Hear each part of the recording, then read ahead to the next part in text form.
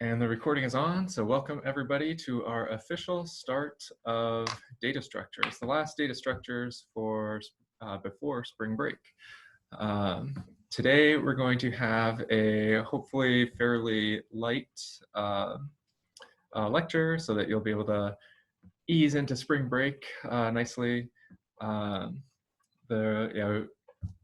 guess is that we won't take the entire lecture time doing with me talking, presenting stuff. And so after that, you'd be welcome to either take off or work on the lab or ask questions about anything else. So let me share my screen here. Mike? Yes, do we have lab tomorrow? Yeah, so the lab session is still happening tomorrow. I'll be available. There is a lab posted for on the README file. Let me go ahead and just share my screen and we can talk about that. Here's the lab. The purpose of the lab is just to get some more practice with that master theorem, and all the solutions to these recurrences are actually just in the source code for this readme.md file in the comments. So you can go through and check your answers that way by just looking at the source code and making sure that they all match up. And after you've done that, you just submit to Sakai saying, I've completed the lab, and you get full credit. It's just going to be a completion, not completion sort of thing.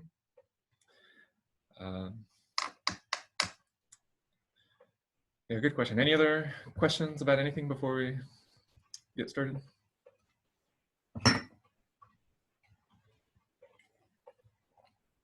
Okay.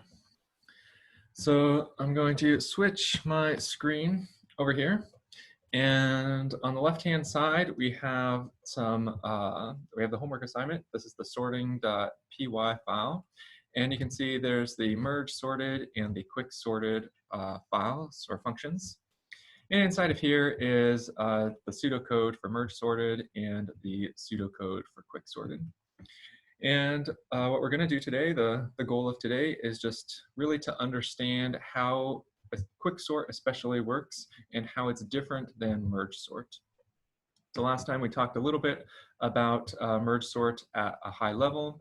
This time we will focus on quicksort and kind of be talking about the differences between quicksort and merge sort as we do that.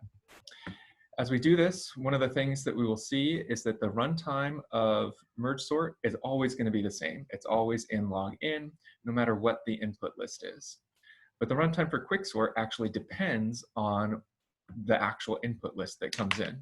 The runtime for quicksort depends on this XS list right here. And if we come back over to our README file and scroll up to this table right here, you can see that I had listed 3 different columns for runtimes, this best case, average case, and worst case runtimes. And we'll see that they're all the same for merge sort because, again, merge sort is always exactly the same. But we'll see that they're different for quicksort.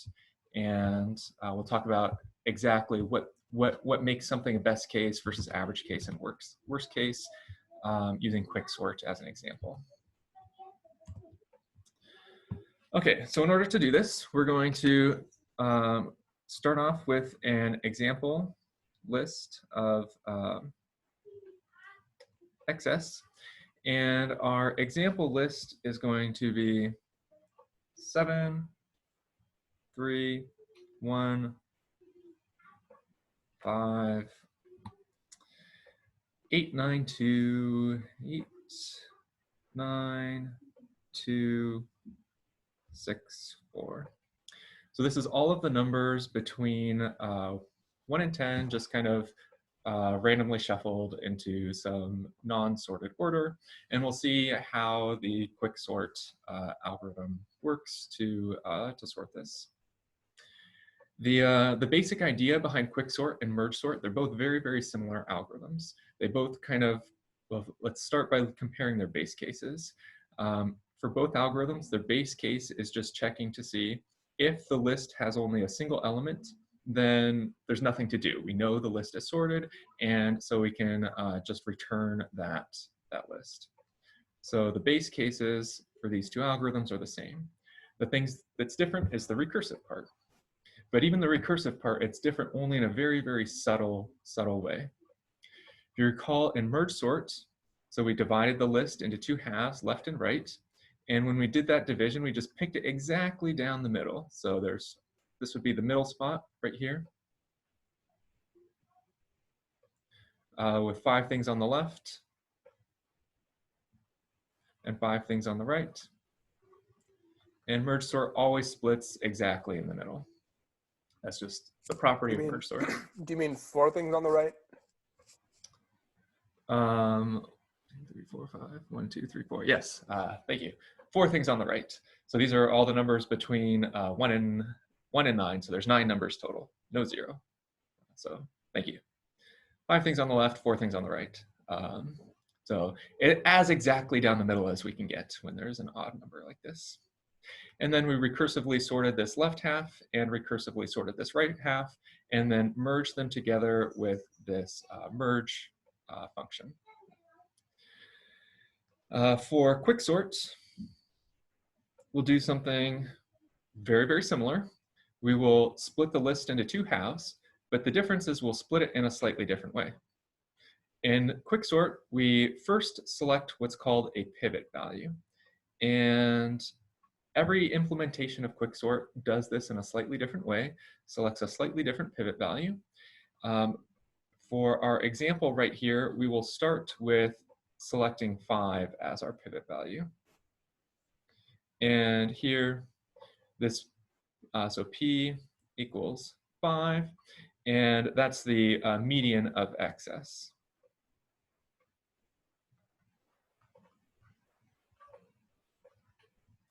It'll turn out that the median is always the sort of, in some sense, the optimal thing to do. So that's why we'll start with this as our example. But in general, it's hard to actually calculate the median from a list that's not sorted. And so it's hard to select 5 sort of all the time perfectly. But just for example's sake, at this point, we'll set P equals 5. We don't care, or we don't know yet why we selected P equals to 5. We just know that somehow at this step, we selected P equals to 5. And then we divide our XS list into 2 halves. I'm going to call this the less than list and the right than, the less than and the greater than list. And the less than list will be all the elements of our original list up here, less than our pivot value. And when we copy them into the less than list, they will keep the same order that they had previously from our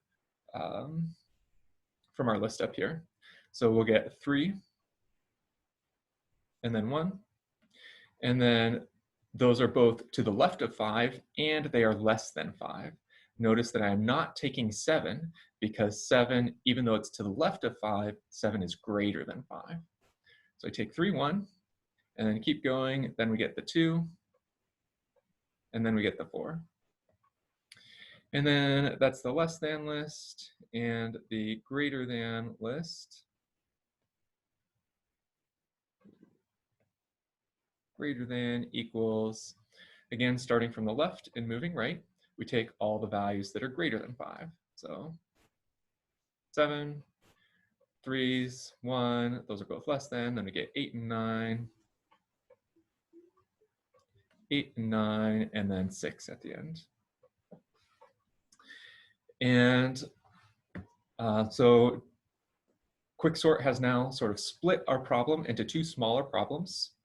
And our goal is to, or what we're going to do, is we're going to sort both of these smaller problems and then combine them recursively. So we'll call the sort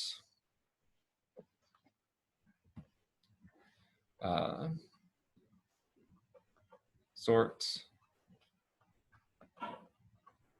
less than, sort greater than, and then we'll combine them together by, in this case, the combining is going to be a little bit simpler than in the merge sort. We can just say return less than, because that's all the numbers, all the small numbers, and then our 5, and then our greater than.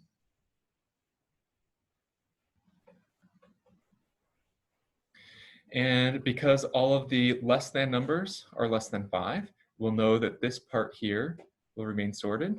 And because all our greater than numbers are greater than 5, we'll know that this part here will also remain sorted. So the key difference again between merge sort and quicksort, there's two key differences. The first is how we do this extraction into two different sublists. When we do this extraction in merge sort, we did that with the red over here, that we just take everything to the left of the middle and everything to the right of the middle, and those are our two sublists. For quicksort, however, we have some p-value, and again, we haven't talked about exactly how to select that p-value, but we have some p-value. We would say this is an oracle because it's just kind of magic at this point. And we sort of collect everything that has values less than and greater than into two separate lists. Because in quicksort, we know that everything is less than and greater than, in our combining step, this is the second difference, our combining step is much simpler in quicksort than it is in merge sort. Our combining step is just appending the less than to the equals to the greater than. And in merge sort, we had to use that merge function that actually combined our two lists together. Anytime we talk about a recursive algorithm, you always want to make sure that there's the base case. So we've talked about that. The base case is when there's just one element, so we know it's sorted at that point. And then we want to also make sure we have that second law of recursion where the recursive calls, so this and this are recursive calls. We need to make sure that they're somehow getting closer to the base case. And for lists, that typically means that the list is getting smaller that you're processing. And in this case, the list here, this less than size, has n equals 4, and the greater than also n equals 4. So that's much smaller than the n equals 9 that we started with, and so we satisfy that law as well. Are there any questions so far about quicksort or anything that I have written up here?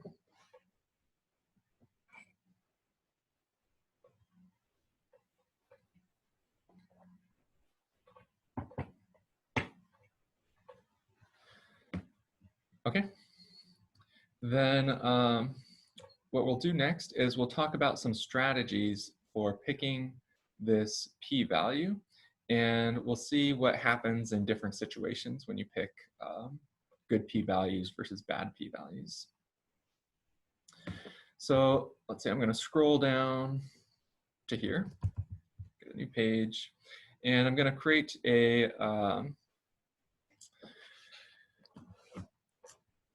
new, well, let's see, we'll create a new list. No, we'll use the same list that we had before. That'll be better. 7, 3, 1, 5, 8, 9, 2, 6, 4. And let's see what would happen if instead of picking, so last time we picked p equals 5, but what would happen if we had selected p equals 1? Would that, like 1 and 5, they're pretty much right next to each other in the list. So you might think you might get very similar results, but we'll see that it actually turns out to be totally, completely different situation. And when we do this, we'll see that you collect everything into the less than. And this is actually just going to turn out to be an empty list, because in this list up here, there is nothing that is less than 1. And in the greater than, we'll get all of the other values except for 1. So we'll get 7, 3, 5, 8, 9, 2, 6, 4, like that. This turns out to be a particularly bad scenario for quicksort, because when we do our recursive calls, well, the recursive call on less than is going to happen like really, really quickly. It's instantly going to be in the base case. There's nothing in here. It's already sorted, so that's done. But when we call our recursive sort on greater than, let me see. Let me actually write that down. Sort less than very fast. And in particular, it just takes constant time. It's just a single if statement that has to happen. So it's O of one sort of work that happens here. But for our greater than,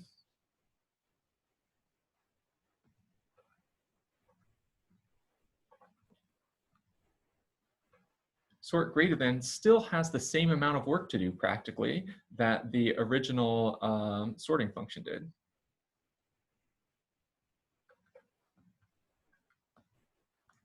The same amount of work as sorting XS. That instead of sorting in elements, it's sorting n minus 1 elements. And so what's going to happen is that when we pick our p-value to be the smallest entry in the list like this, so scroll down a little bit, if p is the smallest entry in the list, then our recurrence relation is going to look something like t of n equals t of n minus 1. So this is the runtime of doing the recursive call on n minus 1, plus this constant time thing, which I'll basically be ignoring, plus an n factor over here.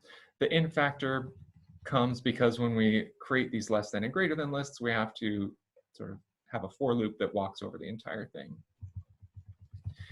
And so this is the, again, when p is the smallest entry in the list, this is going to be what our recurrence relation is.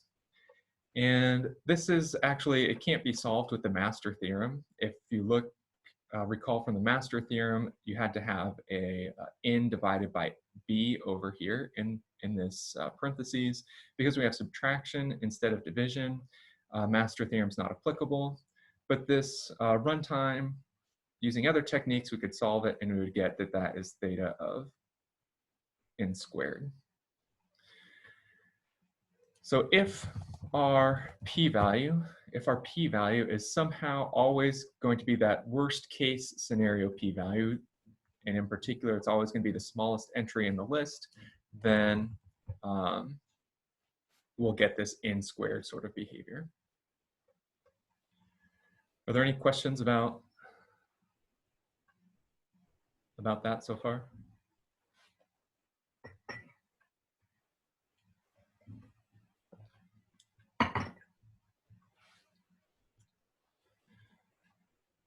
Okay, I want to take a pause from this to highlight just how different this is from merge sort. From merge sort, we'll scroll back up here.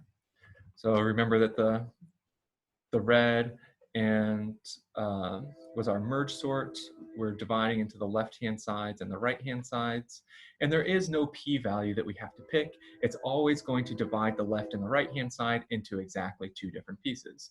So our runtime for merge sort, or our recurrence relation for merge sort, is always going to look like that t of 2t n over 2 plus n that we saw before. I'll write it out up here next to merge sorts. runtime is always t of n equals 2t of n over 2 plus n, because the left and right sides are always equal.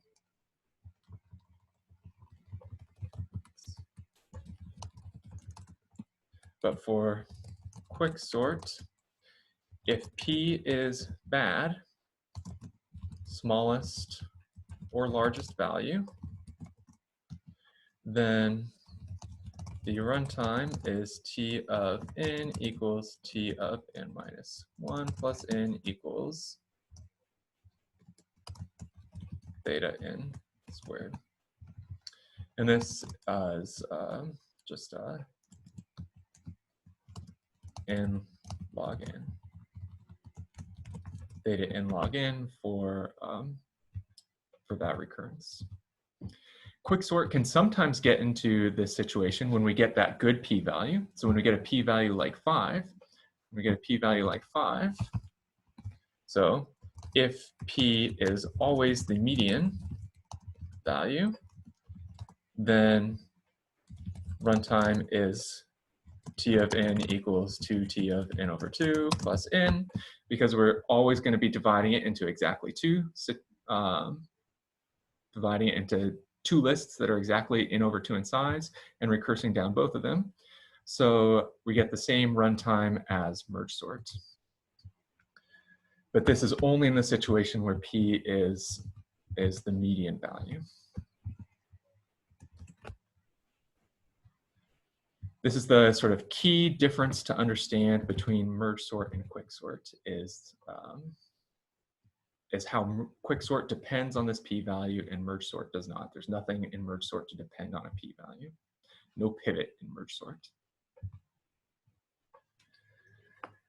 So then this begs the question for us, like, we want to select p to be the median. If we could select p to be the median, then quicksort would be just as good as merge sort. If we could select p to be the median, quicksort is just as good as merge sort.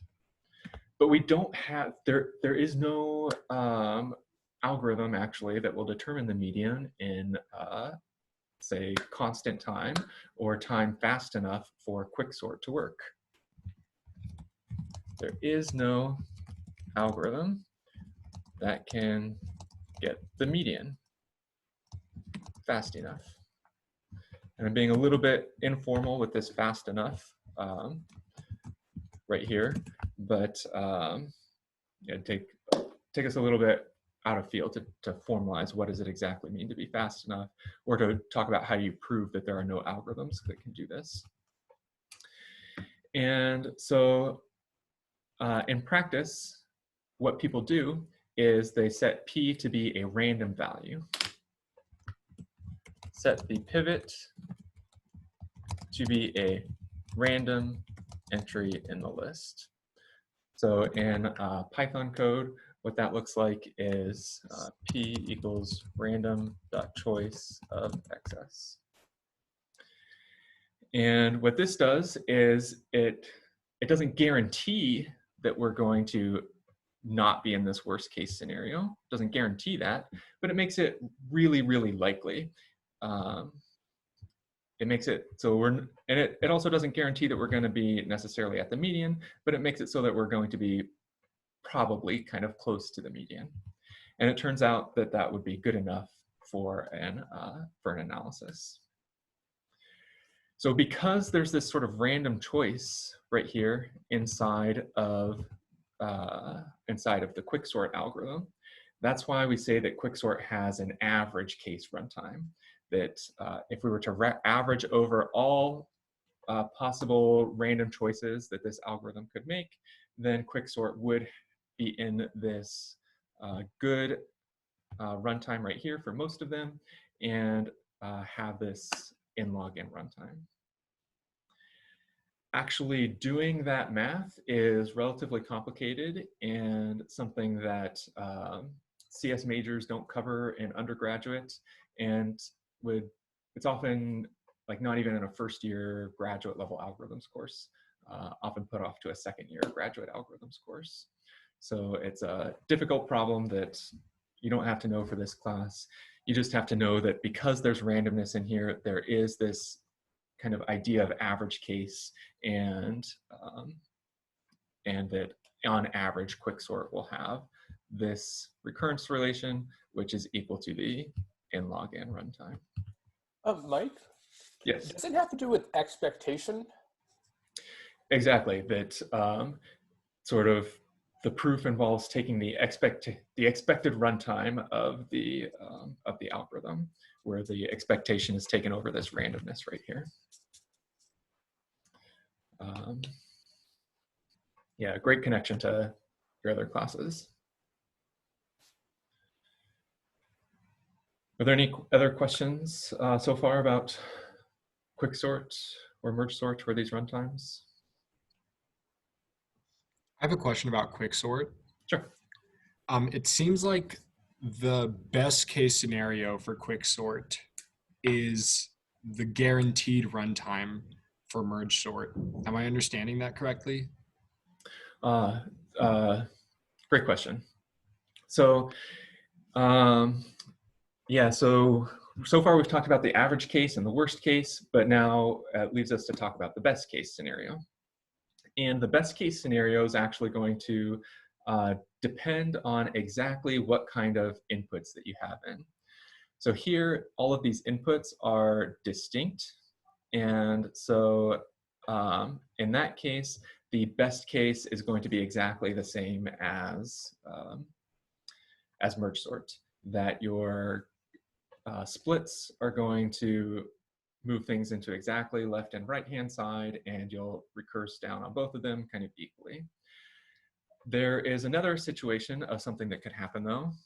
Imagine instead of this green list we had right here, then we had this alternative blue excess list, and this was just all ones.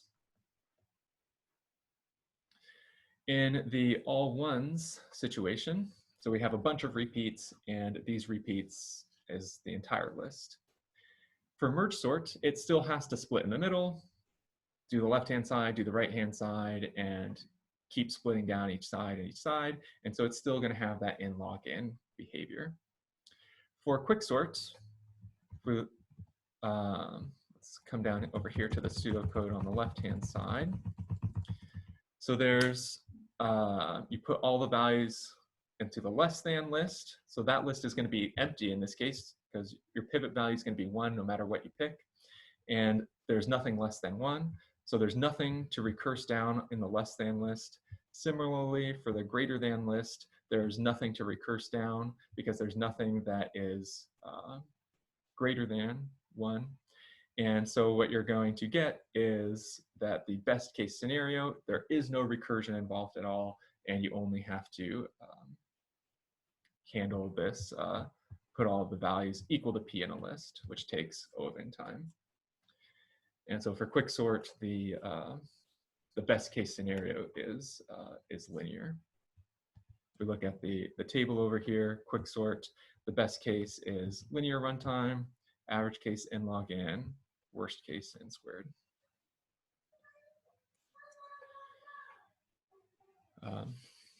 It's a good question. Are there any other questions either about the best case or about anything about quicksort?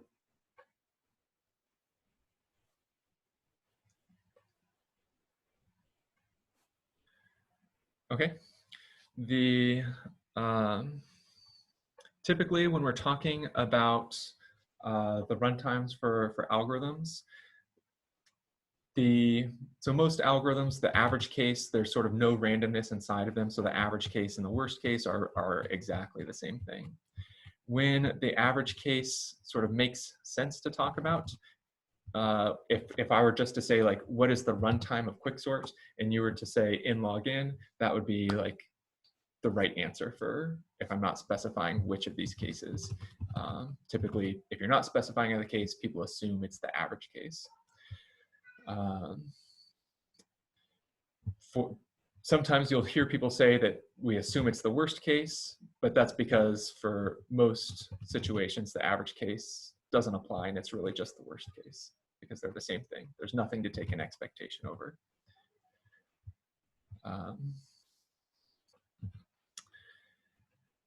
Let's see. There's one last kind of concept that I want to talk about all these theta notations and runtimes. But before I do that, I want to give you all a chance to see if there's any other questions about quicksort, because we'll be changing topics here for a second.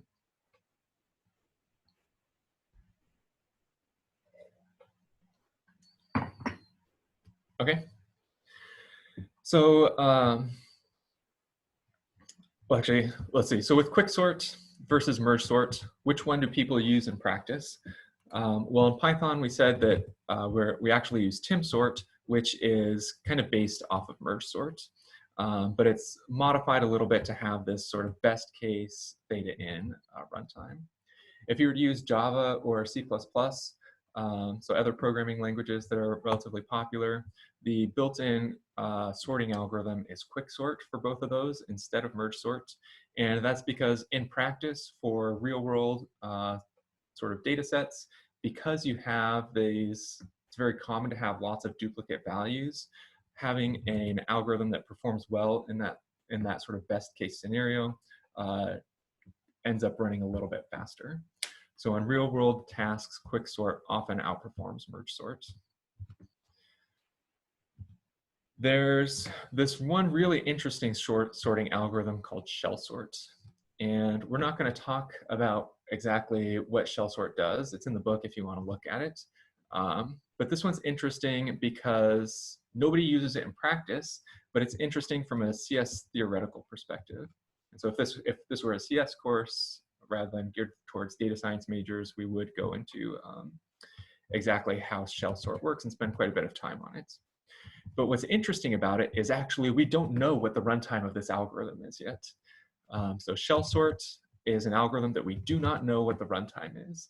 And that's not that I don't know and you don't know, that's that nobody in the world currently knows what the runtime of this algorithm is. And if you were ever able to come up with some sort of proof or justification about what the runtime of this algorithm is, then that would be like an instant PhD thesis for you.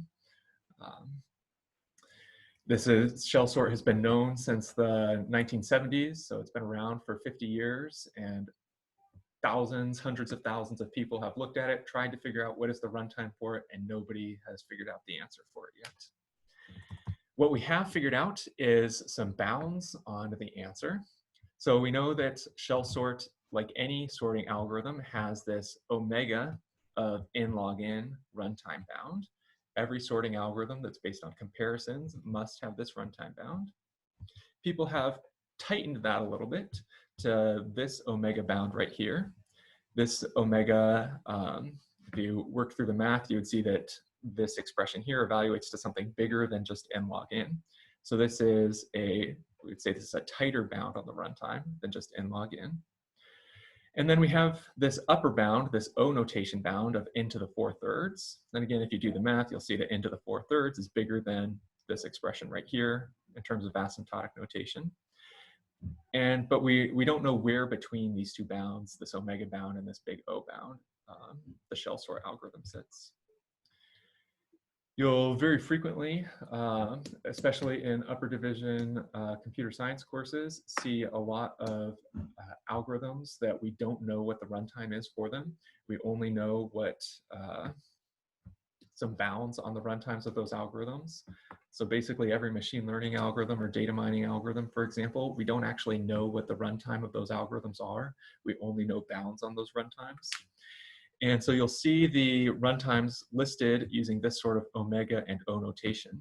And it's very important to understand those upper division algorithms, the difference between omega and O and theta from the actual mathematical perspective. And again, this is one of those situations where if you were to look at, there's lots and lots of blogs on the internet where people talk about, they'll have a table, something like this, listing all of these runtimes, and their tables are all wrong because they're using the big O notation here. And sometimes they're even saying that there's a very common mistake that people make, that O notation corresponds to worst case runtime and omega notation corresponds to best case runtime. That's not true. You can think of worst case as like an upper bound on how long your program will take to run, and best case as like a lower bound on how long it will take your program to run. So those are similar to omega and O, but not the same thing. And so it's very important for the upper division courses because of situations like this to really understand the difference between omega and O. We're not having a midterm in this class, so you haven't yet been tested on these formal definitions and applying them, but they will be like sort of the main part of your final at the end of the course. So good to make sure that at this point you have a solid understanding of these concepts. Are there any questions about any of that?